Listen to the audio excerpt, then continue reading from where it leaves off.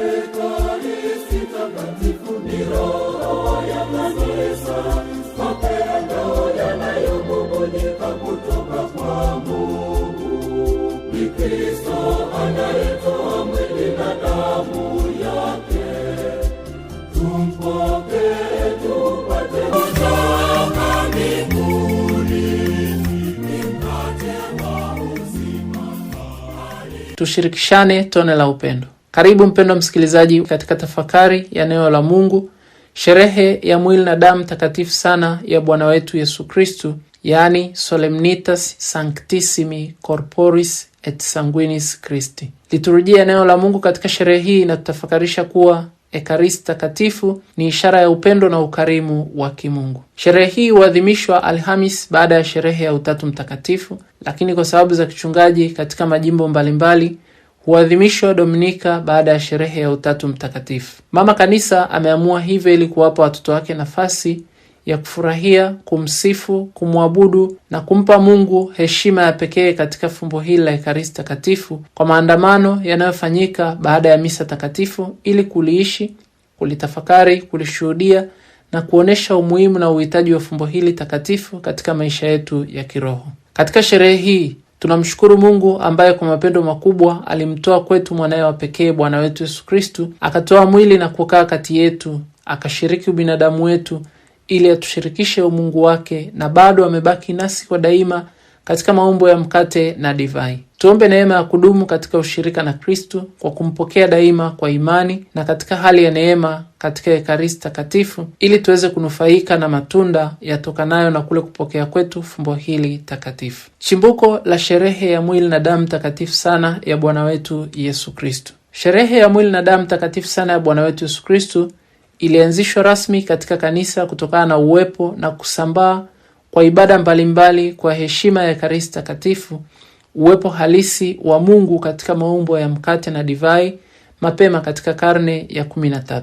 Kwa kusaidiwa na wanateolojia mbalimbali na viongozi wa kanisa kwa wakati huo, sherehe hii iliadhimishwa kwa mara ya kwanza kabisa mwaka 1246 katika jimbo la Liege huko Ubelgiji, ikijulikana kama Corpus Christi, yaani sherehe ya mwili wa Kristo. Mwaka 1264 Baba Mtakatifu Urbano wa 4 aliidhinisha sherehe hii iadhimishwe katika kanisa kote ulimwenguni. Alimuomba Mtakatifu Thomas wa Aquino kuandika nyimbo na machapisho mbalimbali ya kiliturujia kwa ajili ya sherehe hii kama vile Pange Lingua, Tantum Ergo na Adoro Te. Mwaka 1263 ulitokea muujiza wa Ekaristi takatifu huko Bolsena, Italia, ambapo hostia takatifu ilivuja damu wakati wa ibada ya misa takatifu, wakati ambapo padre aliyeadhimisha alikuwa na mashaka juu ya uwepo halisi wa Kristu katika maumbo ya mkate na divai. Muujiza huu ulipelekea kukua na kusambaa kwa haraka zaidi kwa ibada kwa Ekaristi takatifu, na kwa namna ya pekee sherehe hii ya mwili na damu takatifu sana ya Bwana wetu Yesu Kristu ikijulikana kama sherehe ya mwili wa Kristo. Baadaye mababa wa Mtaguso wa Trento mwaka 1545 hadi 1563 walifundisha kuwa tunapaswa kumpa heshima Bwana wetu Yesu Kristu katika Ekaristi takatifu hadharani, ili wale wanaotazama imani ya Wakristo wa Katoliki waweze kuvutwa na Yesu Ekaristi takatifu na kuweza kuamini katika umungu wa Bwana wetu Yesu Kristu aliye hai na mzima katika fumbo takatifu sana la Ekaristi takatifu. Hii ilitokana na uwepo wa mafundisho mbalimbali ya uzushi juu ya Ekaristi takatifu, juu ya uwepo halisi wa Yesu katika maumbo ya mkate na divai, kuabudu Ekaristi takatifu nje ya ibada ya misa takatifu na maandamano ya Ekaristi takatifu. Katika majiundo ya Mtaguso wa Pili wa Vatikano mwaka 1962 hadi 65, sherehe hii iliunganishwa na sherehe ya damu takatifu ya Yesu ambayo kawaida huadhimishwa tarehe 1 Julai ili kusisitiza teolojia ya Ekaristi takatifu, yaani mwili na damu takatifu ya Bwana wetu Yesu Kristo. Na hivyo jina lilibadilika kutoka Corpus Christi, yaani sherehe ya mwili wa Kristo, na kuitwa Solemnitas Sanctissimi Corporis et Sanguinis Christi, yaani sherehe ya mwili na damu takatifu sana ya Bwana wetu Yesu Kristo, na ndivyo inavyojulikana hata sasa. Msingi katika maandiko matakatifu. Imani yetu katika uwepo halisi na kweli wa Kristo katika maumbo ya mkate na divai upo katika maandiko matakatifu, ambapo ni Kristo mwenyewe alitoa mwili wake kama chakula na damu yake kama kinywaji kwa ajili yetu, na akawapa mitume wake mamlaka ya kuadhimisha fumbo hilo takatifu kwa ukumbusho wake mpaka atakaporudi tena. Injili ya Mathayo sura ya 26 aya 26 hadi 29, Injili ya Marko sura ya 14 aya 22 hadi 25, Injili ya Luka sura ya 22 aya 14 hadi 20, waraka wa kwanza wa Mtume Paulo kwa Wakorinto sura ya 11 aya 23 hadi 26, na Injili ya Yohane sura ya 6. Ndilo adhimisho la ibada ya misa takatifu tunaloadhimisha kila siku, ukumbusho wa sadaka ya Kristo pale msalabani. Nini kinatokea katika mageuzo wakati wa ibada ya misa takatifu? Katika ibada ya misa takatifu, mkate ugeuzwa kuwa mwili wa Kristo na divai kuwa damu ya Kristo, mabadiliko yajulikanayo kama transubstantiation. Ndugu mpendwa, mababa wa Mtaguso wa Trento wanasema hivi: kwa sababu Kristo mkombozi wetu ndiye alisema mwenyewe kwamba huu ndio mwili wangu, akautoa mwenyewe kwa namna ya mkate na damu kwa namna ya divai. Hivyo kwa kutakatifuza mkate na divai hutokea mabadiliko ya kiini chote cha mkate kuwa katika kiini cha mwili wa Kristo Bwana wetu, na kiini chote cha divai kuwa katika kiini cha damu yake. Uwepo huu halisi na kweli katika maumbo ya mkate na divai huanza katika mageuzo na hudumu muda wote maumbo haya yanapokuwapo. Hivyo Kristo yupo mzima na mkamilifu katika kila mojawapo ya maumbo ya mkate na divai, na ni mzima na mkamilifu katika kila sehemu yao. Kwa jinsi hii, kuimega Ekaristi takatifu hakumgawanyi Kristo hata kidogo. Uwepo wa Yesu unabaki kwenye kila kipande kidogo kilichovunjika, hata katika kila tone la damu yake. Uwepo wa Yesu upo kamili kabisa kama katika Ekaristi takatifu nzima. Katekisimu ya Kanisa Katoliki inatufundisha hivyo, namba 1376 na 1377. Somo la kwanza katika sherehe hii ya mwili na damu takatifu sana ya Bwana wetu Yesu Kristo linatoka katika kitabu cha Mwanzo sura ya 14 aya 18 hadi 20. Katika somo la kwanza tumesikia habari juu ya Melkizedeki, kuhani mkuu, na Ibrahimu. Huenda tukawa tunajiuliza maswali mengi kuwa huyu Melkizedeki ni nani hasa na kwa nini anatajwa katika maandiko matakatifu. Katika maandiko matakatifu Melkizedeki anatajwa kuwa alikuwa ni mfalme wa Salemu, ni kuhani mkuu wa Mungu aliye juu. Anatajwa katika waraka kwa Waebrania sura ya 7 aya ya 1 hadi ya 3 kuwa asiye na baba wala mama, hana wazazi, hana mwanzo wala mwisho wa uhai wake, bali amefananishwa na mwana wa Mungu, huyo adumu kuhani milele. Maana ya jina Melkizedeki ni mfalme wa amani, mfalme wa haki. Somo hili latueleza jinsi Melkizedeki, mfalme huyu wa Salemu, alivyomkaribisha Ibrahimu ambaye alikuwa ametoka kupigana vita na wafalme ambao walimteka ndugu yake Lutu.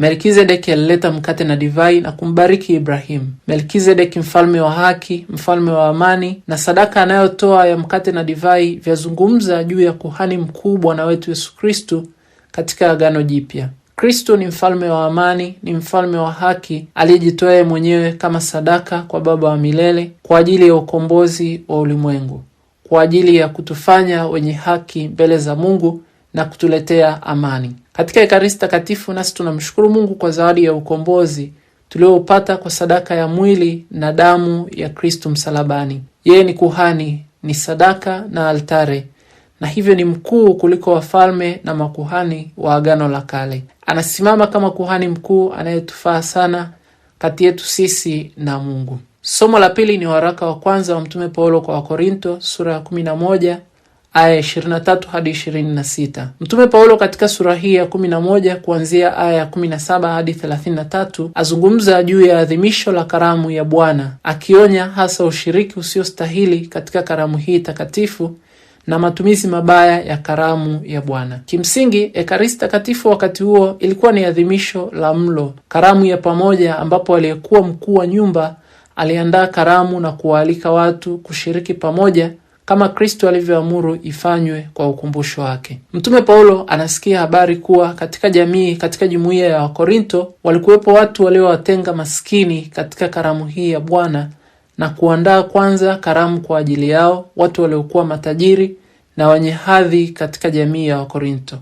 wakala, wakanywa na kushiba. Wakabadili maana ya Ekaristi kama karamu ya Bwana, kama ushirika, kama ukumbusho wa mateso na kifo cha Kristo, na kuiadhimisha vile isivyostahili. Wakafanya kama adhimisho la kula na kunywa na kusaza. Mtume Paulo katika somo hili anaanza kwa kueleza kiini na maana ya Ekaristi Takatifu kama alivyopokea fundisho hilo kutoka kwa Kristo mwenyewe, fundisho ambalo Injili zote tatu zinaelezea kwa kina. Sadaka hii ni ukumbusho wa mateso na kifo cha Kristo. Kisha atasisitiza katika aya zifuatazo juu ya kushiriki vile inavyostahili karamu ya Bwana ili kupata neema zitokanazo na kule kushiriki kwetu Ekaristi Takatifu. Somo la Injili Takatifu linatoka katika Injili ya Luka sura ya 9 aya 11 hadi 17. Katika somo la Injili Takatifu tunasikia muujiza wa Kristo kuongeza mikate 5 na samaki 2 na kuwalisha watu 5,000.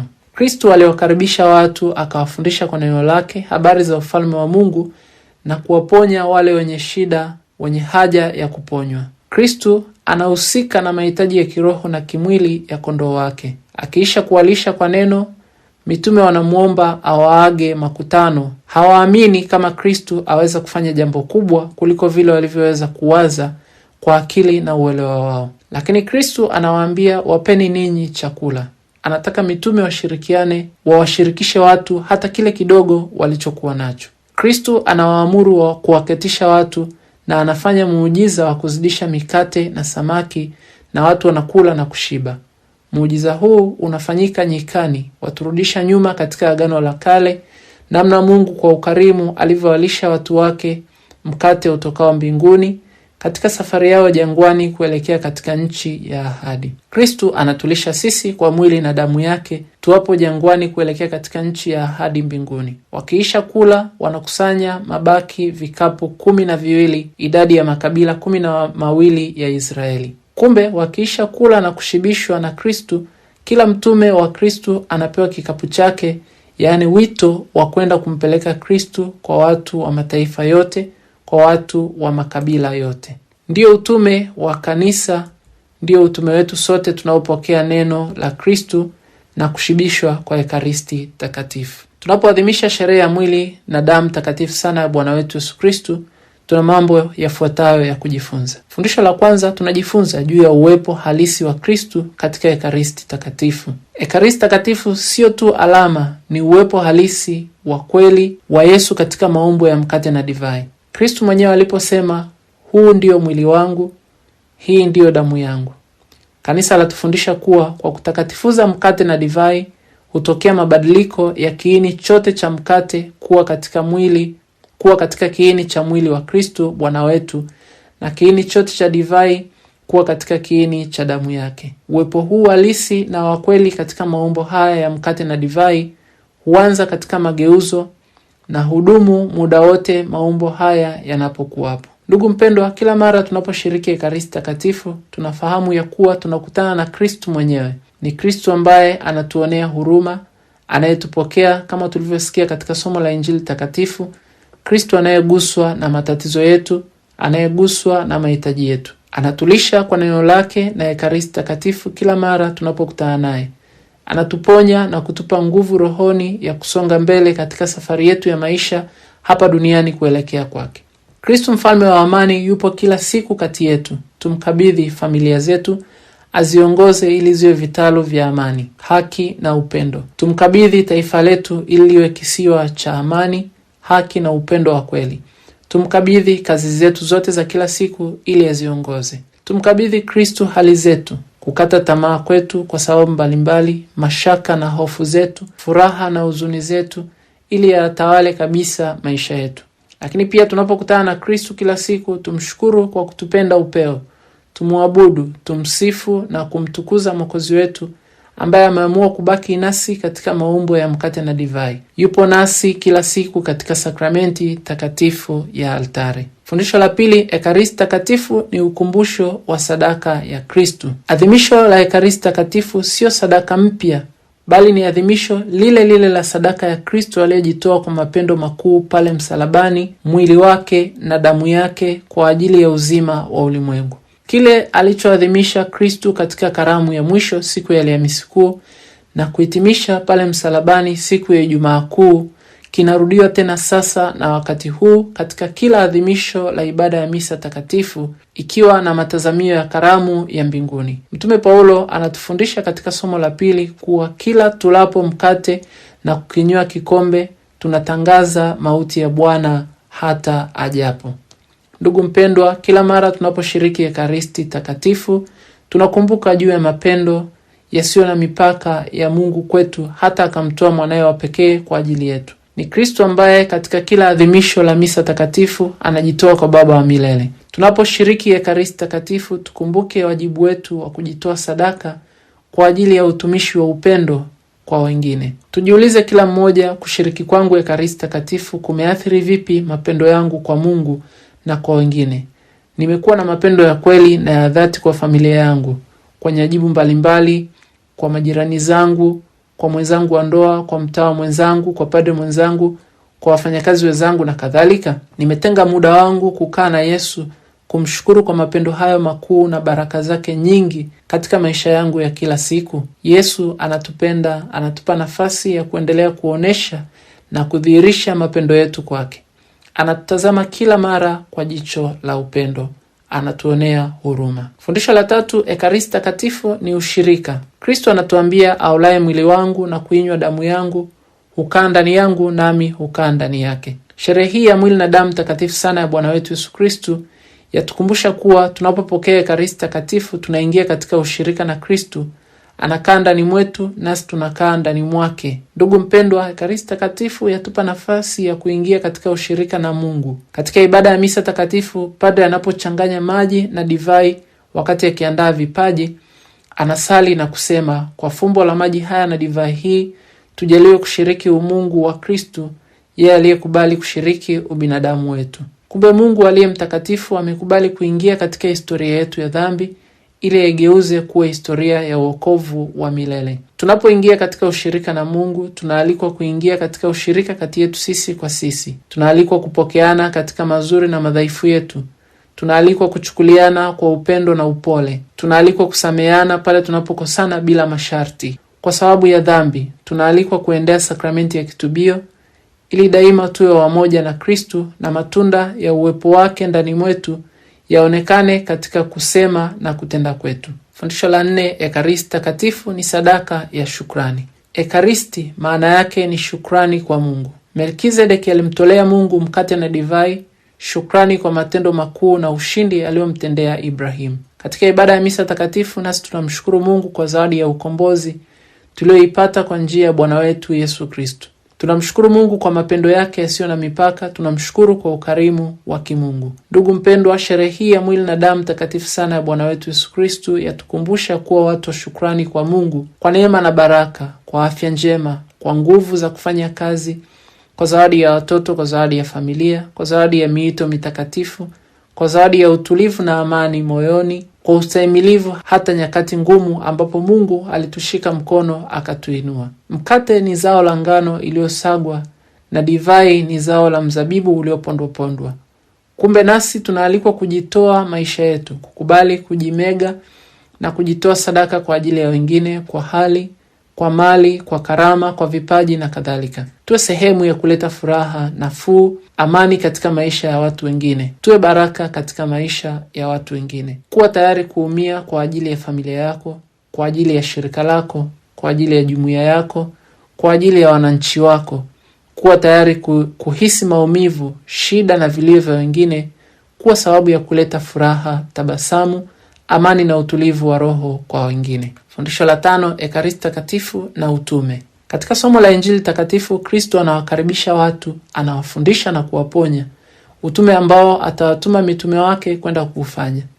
Akiisha kuwafundisha, anawaamuru mitume akiwaambia, wapeni ninyi chakula, ishara kuwa ni wajibu wao kuguswa kwa nafasi ya kwanza katika mahitaji ya watu na kujibu kilio chao. Kisha Kristo anafanya muujiza huu wa kuzidisha mikate 5 na samaki 2. Watu walipokwisha kula na kusaza, mitume walikusanya vikapu 12. Ni idadi ya makabila 12 ya Israeli. Kumbe kwa kukusanya vikapu 12 ni kusema kuwa kila mtume alipewa kikapu chake ili kwenda kuwashibisha na wengine. Kuona, kuguswa na kutenda ni sehemu muhimu katika utume wetu. Ndugu mpendwa, sisi sote tukiisha kupokea Ekaristi Takatifu, tunatumwa kwenda kuishi Ekaristi katika maisha yetu. Tunatumwa kuwa wajumbe wa upendo, sadaka, ukarimu, wema, upole, msamaha katika maisha yetu ya kila siku. Tunaalikwa kumtumainia Mungu na kufanyia kazi hata kile kidogo ambacho Mungu ametupatia kila mmoja wetu. Tusiache kufanya kitu kwa kulalamika kuwa ni kidogo sana na hakitoshi kitu, bali tuinue macho yetu mbinguni, tumshukuru Mungu na kumwomba avibariki na avizidishe kwa wakati wake. Kama ni kipaji Mungu amekupa, mshukuru na kifanyie kazi. Ni kazi ya Mungu amekupa, mshukuru na ifanyie kazi. Ni afya njema Mungu amekupa, mshukuru na uifanyie kazi.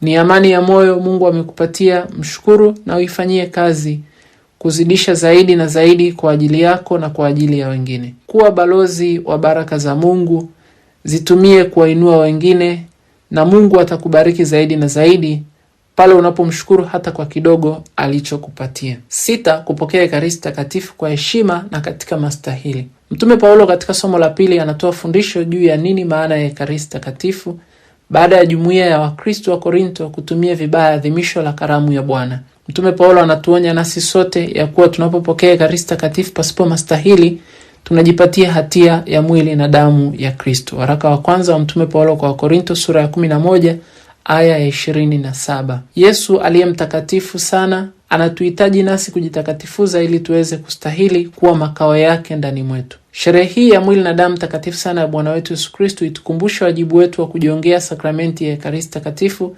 kila mara katika hali ya neema. Tunaalikwa kujiongea sakramenti ya kitubio kabla ya kupokea Ekaristi Takatifu ili tustahili kupokea neema na baraka zote zitokanazo na adhimisho la Ekaristi Takatifu. Ili Kristo akae ndani mwetu, tunapaswa kuandaa mazingira mazuri kwa kujitakasa na kuweka mioyo yetu safi yalipo makazi ya Mungu katika hali ya utakatifu kabla ya kushiriki Ekaristi Takatifu. Siku hii tukumbushe wajibu wetu wa kupokea kwa heshima Ekaristi Takatifu. Yesu yupo mzima na hai katika kila kipande hata kidogo kabisa cha hostia takatifu. Tunakumbushwa kila tunapopokea Ekaristi Takatifu kuhakikisha hakibaki hata kipande kidogo mkononi, kwa kuwa tukiacha chembe hata hizo ndogo ndogo zikaanguka, ni sawa na kumtupa Yesu mzima, ni sawa na kutupa Ekaristi nzima. Hivyo tuwe makini kila tunapopokea Ekaristi Takatifu. Fundisho la 7: kuabudu Ekaristi Takatifu. Sherehe hii ya mwili na damu takatifu sana ya Bwana wetu Yesu Kristo yatukumbusha wajibu wetu wa kuabudu Ekaristi Takatifu, Yesu aliye nasi kwa daima katika tabernakulo takatifu. Kila siku tupate nafasi ya kukaa mbele ya Yesu, hata kwa dakika chache, tuzungumze na Yesu, tumshirikishe mambo yetu, tumshukuru, tumtukuze na kumwomba atufundishe, ayaongoze maisha yetu sisi tulio nyikani hapa duniani, tuliopo safarini, tuliopo jangwani, kuelekea katika nchi yetu ya ahadi. Tumwombe atushibishe roho zetu ili tuwe na nguvu na afya ya kuendelea mbele katika safari yetu ya maisha, sisi mahujaji wa matumaini. Ninawatakia nyote sherehe njema ya mwili na damu takatifu sana ya Bwana wetu Yesu Kristo. Niliyoletea tafakari hii ni mimi Padre Bonaventure Maro, misionari wa shirika la damu takatifu ya Yesu. Tushirikishane tone la upendo.